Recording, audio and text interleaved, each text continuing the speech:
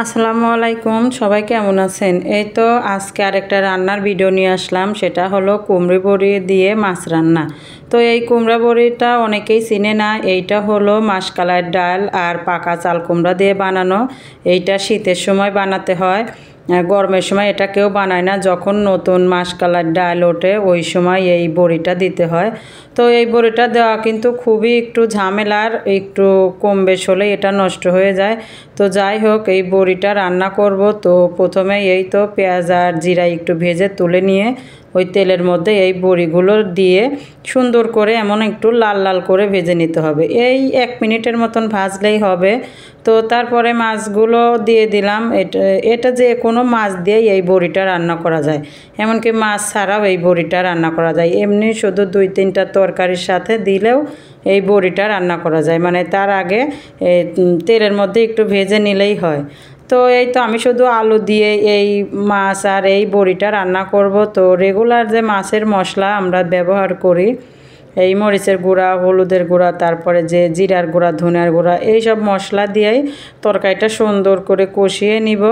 তো কষিয়ে নেওয়া হলে পরে তার মধ্যে দিয়ে দিব হলো আগে থেকে যে ভেজে রাখা ডালের বড়ি আর মাছ।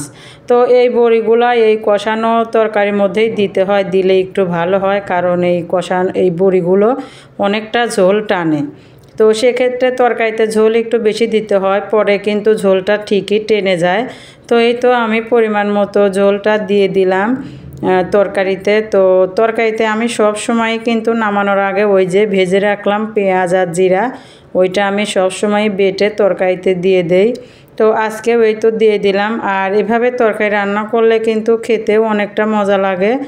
আর এই ডালের বড়ি যদি থাকে তরকারিতে, মাছ ছাড়া কিন্তু সবাই এই ডালের বড়ি দিয়েই খায়। তো দেখুন আমার বড়িগুলা কিন্তু একটাও ভাঙেনি, আর খেতেও কিন্তু অনেকটা মজা ছিল।